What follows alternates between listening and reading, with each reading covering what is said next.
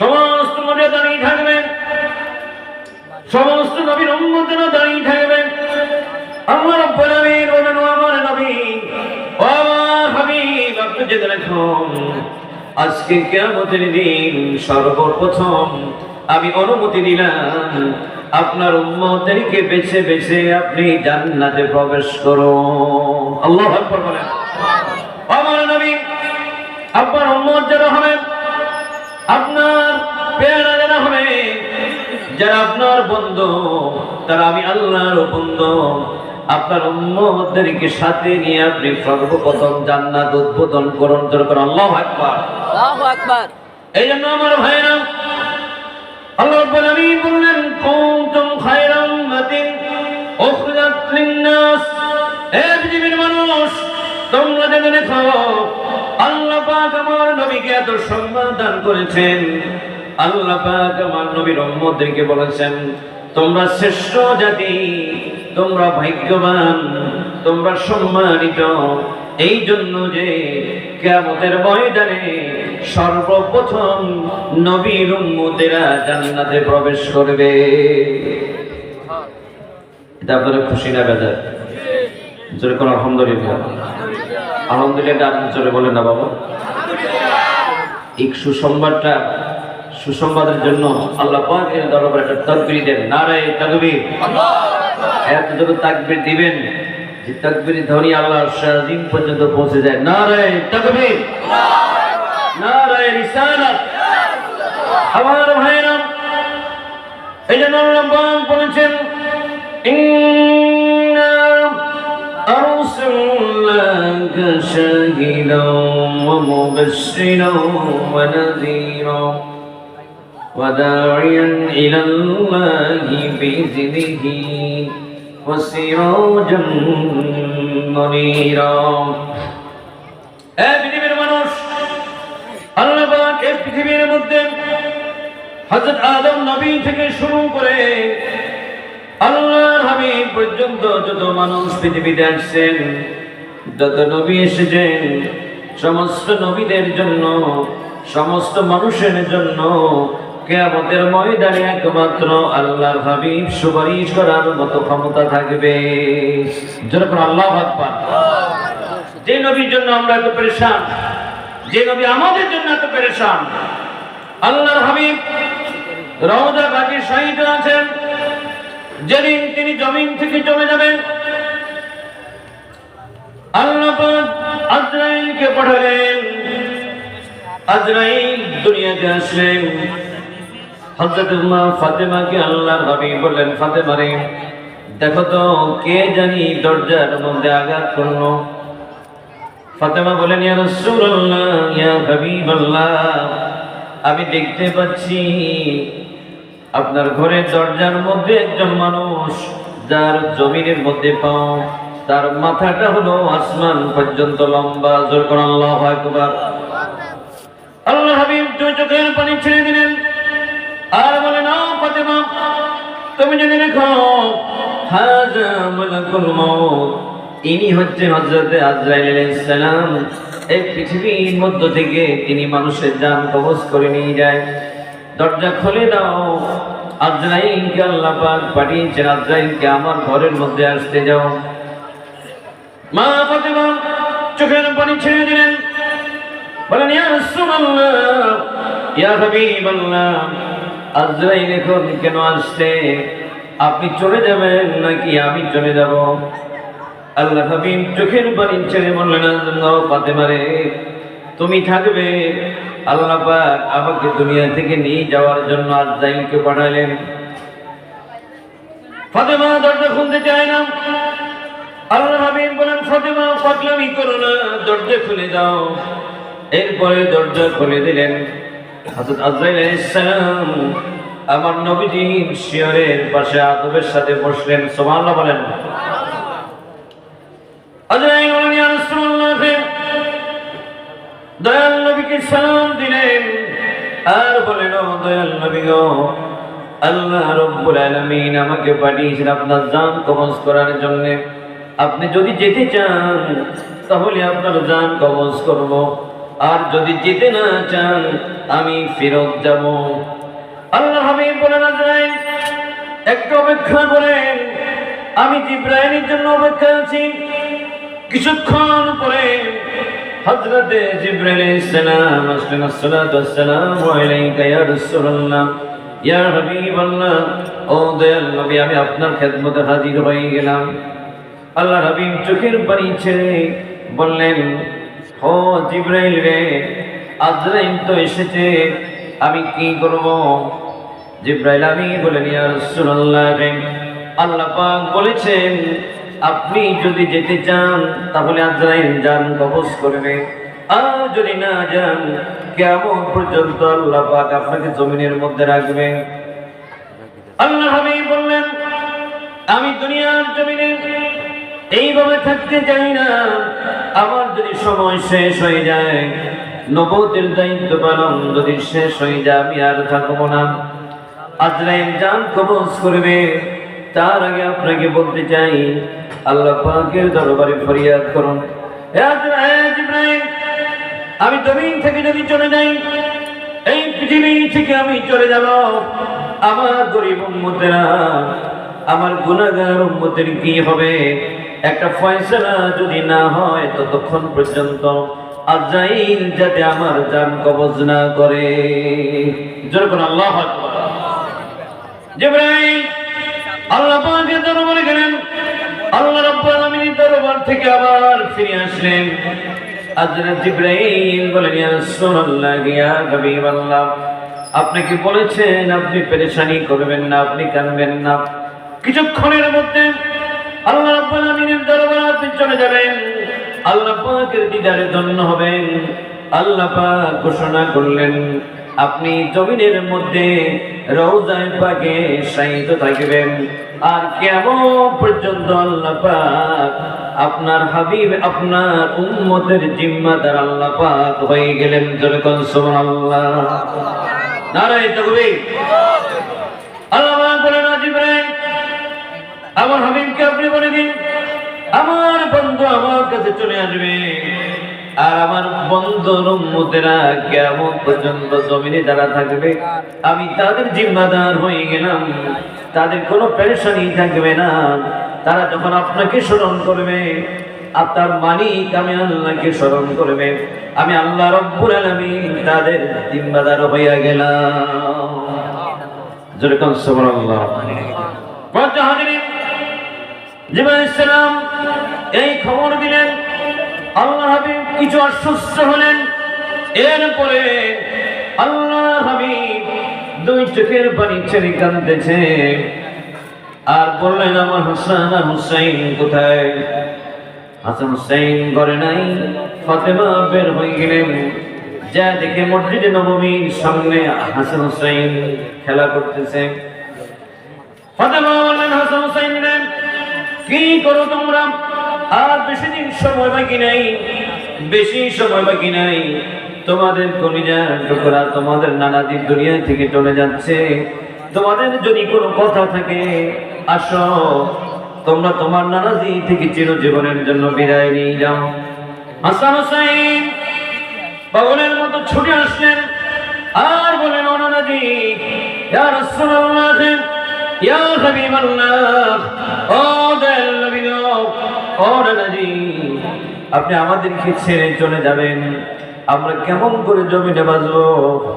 ও নানা, আমরা বড় গরিব মানুষ, আমার বাবার শেরি খোদারি আমাদের জন্য খাবারের ব্যবস্থা করতে পারে না। আমরা যখন প্রচন্ড ক্ষুধায় কষ্ট পাই, একদিন হয়ে যায়, 2 দিন হয়ে যায়, আমার মুখের মধ্যে খানা জোটে না।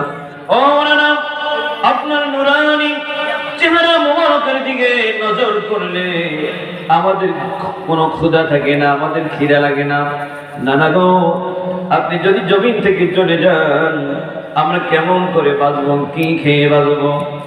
আল্লাহর হাবিব চোখের পানি ছেড়ে দিলেন আর বললেন, হাসান হুসাইন, জেনে রেখো, যদি তোমাদের ক্ষুধা লেগে যায়, দুনিয়ার জমিনে যদি খাবারের কোনো ইন্তজাম না থাকে, তোমরা নামাজের মধ্যে আমাকে ডাকবে, আসসালামু আলাইকা আইয়ুহান নাবিয়্যু ওয়া রাহমাতুল্লাহি ওয়া বারাকাতুহু। আমার সাথে বলেন না, আসসালামু আলাইকা আইয়ুহান নাবিয়্যু ওয়া রাহমাতুল্লাহি ওয়া বারাকাতুহু।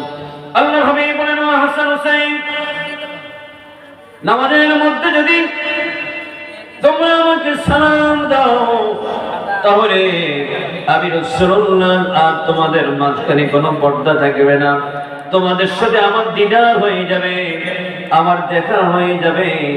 আমি রাসূলুল্লাহর দিকে নজর করে তোমাদের খিদা মিঠাই নিয়ে জোরে কোন সুবহানাল্লাহ। হাজিরিন, নামাজের মধ্যে আমরা সালাম দিই কাকে? জোরে কোন কাকে? আল্লাহ রাসূলকে আমরা সালাম দিই। জোরে কোন কাকে সালাম দিই? নামাজ পড়ি কার জন্য? কি কথা বলুন? নামাজ পড়ি কাকে পাওয়ার জন্য? আল্লাহকে পাওয়ার জন্য। কিন্তু সালাম দিই কাকে? আল্লাহ রাসূলকে। আল্লাহু আকবার বলেন। নামাজ পড়ি আল্লাহ পাকের জন্য, কিন্তু নামাজের মধ্যে আল্লাহ পাক আমার রাসূলকে সালাম দেওয়াটাকে ওয়াজিব করে দিয়েছেন। আল্লাহু আকবার বলেন। নামাজের মধ্যে যদি রাসূলকে সালাম দেওয়া ওয়াজিব হয়, নামাজের বাহিরে রাসূলকে কি সালাম দেওয়া যাবে না? কথা বলো না কেন? আপনি বাংলাদেশ থেকে নামাজের মধ্যে রাসূলকে সালাম দেই না? কি কথা বলো না কেন? কি সালাম দেই কিনা? আসসালামু আলাইকা আইয়ুহান নাবিয়্যু ওয়া রাহমাতুল্লাহি ওয়া বারাকাতুহু। এটা তাশাহুদের মধ্যে আছে কি নাই? সবাই বলুন, আছে কি নাই?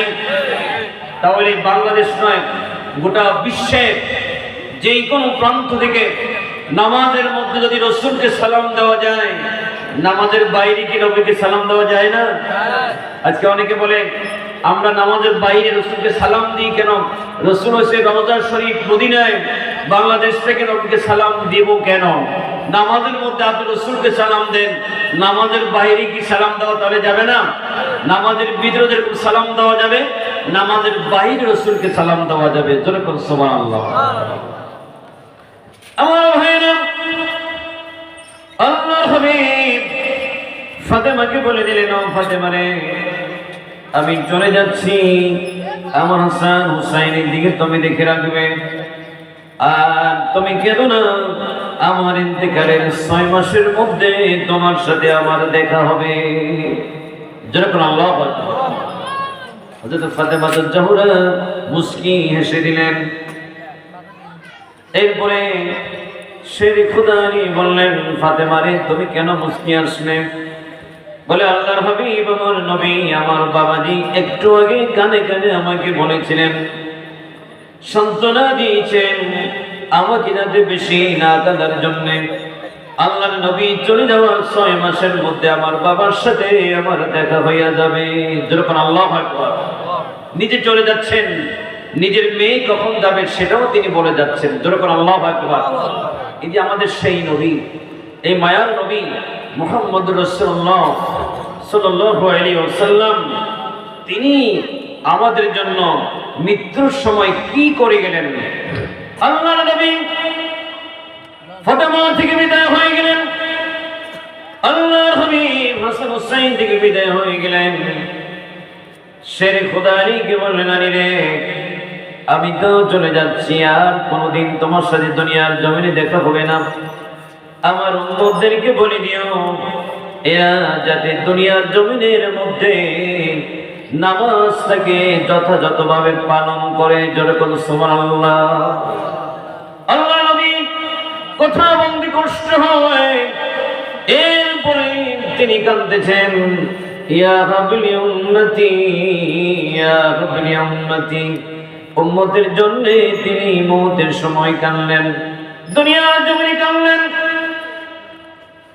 এই পৃথিবীর মধ্যে যেই সমস্ত নবীরা আল্লাহর দরবারে বেশি বেশি কেঁদেছেন, তার মধ্যে প্রথম যিনি হলেন মুহাম্মাদুর রাসূলুল্লাহ সাল্লাল্লাহু আলাইহি ওয়াসাল্লাম। সারা জীবন তিনি উম্মতের জন্য কেঁদেছেন। জোরে বলুন সুবহানাল্লাহ।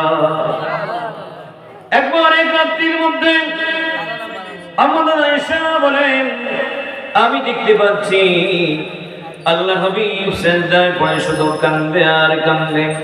আমি ঘুম থেকে উঠে বাবাকে বললাম, আমি ঘুম থেকে উঠে আমার নবীকে বললাম, ইয়া রাসূলুল্লাহ, ইয়া হাবিবাল্লাহ, ও আল্লাহর নবী, আমি ছোট মানুষ, আমি এমন কিছু বুঝি না, আপনি কেন কাঁদেন? না জানি আমি কোন বেয়াদবি করে ফেলেছি। আল্লাহর হাবিব বলেন, আয়েশা রে, তুমি কোনো বেয়াদবি করো নাই, তুমি ছোট মানুষ, কিছুই বুঝো না। ও আয়েশা, সিজদায় পড়ে আমার উম্মতের জন্য কান্দি, আমার ভয় হয় কাল কিয়ামতের ময়দানে আমার উম্মতের কি অবস্থা হবে।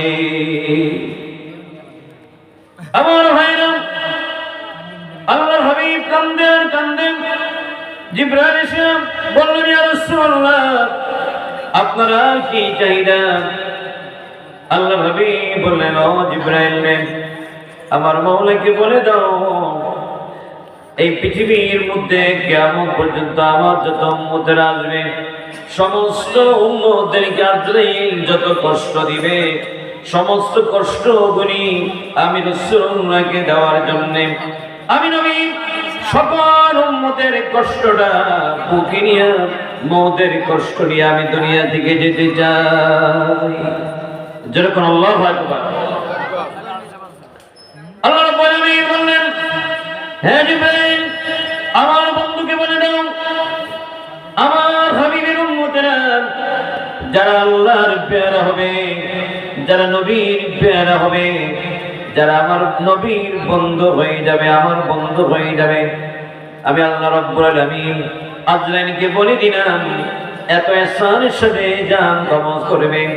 একটা ময়দার মধ্য থেকে একটা চুল পড়লে যেরকম মা বোনেরা চুলটাকে বের করে আনতে কোনো কষ্ট হয় না, আমি আল্লাহ রাব্বুল আলামিন আমার উম্মত, আমার নবীর উম্মতের জান কবজ করার জন্য আমি আজরাইলকে বলে দিব, আমার হাবিবের উম্মতের মৃত্যুর সময় যাতে কোনো কষ্ট না হয়। যেরকম সুবহানাল্লাহ।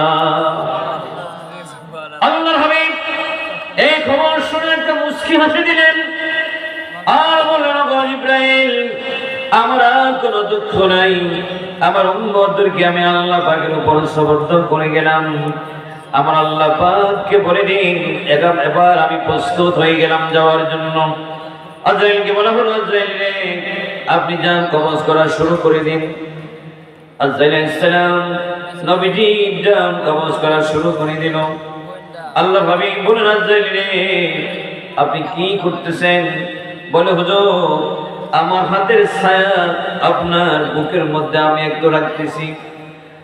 আল্লাহ হাবিব বলেন, আজরাইল রে, তোমার হাতের ছায়া আমার বুকের মধ্যে রাখলে আমার বুকের মধ্যে মনে হয় সাত আসমান জমিন রেখে দিয়েছ। ও আজরাইল, আমার কষ্ট হচ্ছে, এত কষ্ট আমি পাচ্ছি, মনে হয় সাত আসমান জমিন আমার বুকের মধ্যে পড়ে আছে। যেরকম আল্লাহু আকবার। আমার নবীর যদি এত কষ্ট হয়, আমাদের কি অবস্থা হবে? আল্লাহর হাবিব আজরাইল বলেন, আজরাইল রে, এর চাইতে আর কোনো কষ্ট আছে কিনা? আজরাইল বলেন, ইয়া রাসূলুল্লাহ, ইয়া হাবিবাল্লাহ, আপনি বেয়াদবি মাফ করবেন। আমি পৃথিবীতে যত নবী এসেছিল, কোন নবীর জান কবজ করার সময় তো আদবের সহিত জান কবজ করিনি, কোন মানুষের জান এত ihsaনের সাথে কবজ করি নাই। ইয়া রাসূলুল্লাহ, এত আরামের সাথে, এত নিরাপদের সাথে, এত ভদ্রতার সাথে আমি আপনার জান কবজ করতেছি, এর চাইতে আরামদায়ক ভাবে জান কবজ করার কোনো বিধান আমার কাছে নাই। যেরকম আল্লাহু আকবার। কত কঠিন হবে মৃত্যুর যন্ত্রণা, কত কঠিন হবে। পৃথিবীর মানুষ যদি মৃত্যুর যন্ত্রণা সম্পর্কে জানতো, তাহলে পৃথিবীর মানুষগুলি মৃত্যুর আযাব থেকে বাঁচার জন্য দুনিয়া থেকে পলায়ন করত, পাহাড় জঙ্গলে চলে যেত। আল্লাহু আকবার বলেন। এই জন্য আল্লাহ পাক বলেন, কুল ইন্নাল মাউতাল্লাযী তাফিরুনা মিনহু ফাইন্নাহু মুলাকীকুম ওয়া ইন কুনতুম ফী বুরুজিম মুশাইয়াদা। আল্লাহ পাক বলেন, ও পৃথিবীর মানুষেরা রে, মৃত্যুর যন্ত্রণা এত ভয়াবহ হবে, এত কঠিন হবে, দুনিয়ার মানুষগুলি আজরাইল যখন আসে, আজরাইলের ভয়ে পলায়ন করার জন্য ছুটাছুটি করতে থাকে। দুনিয়ার মানুষগুলি আজরাইলকে দেখে পলায়ন করতে থাকে। আল্লাহ পাক বলেন, ও ইহুদিরা, ও খ্রিস্টান, ও মুনাফিকেরা, ও অগ্নি পূজকেরা রে, ও মূর্তি পূজকেরা রে, ও মুনাফিকেরা রে, তোমরা জেনে রেখো, মৃত্যু থেকে পলায়ন করার কোনো সুযোগ নাই। তুমি যেখানে পলাও না কেন, আমার আজরাইল সেখানে গিয়ে তোমার কাছে হাজির হইয়া যাবে। ঠিক কিনা বলেন?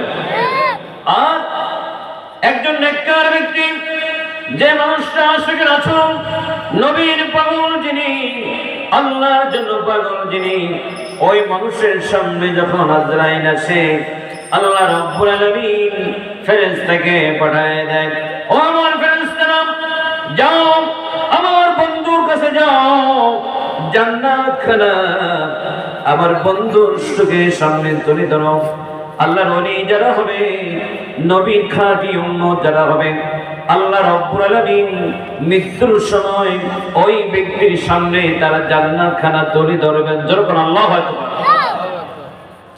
আল্লাহ রাব্বুল আলামিন বলেন, ইয়া আইয়াতুহান নাফসুল মুতমাইন্না ইরজিই ইলা রাব্বিকি রাদিয়াতাম মারদিয়া ওয়াদখুলি ফি ইবাদি ওয়াদখুলি জান্নাতি।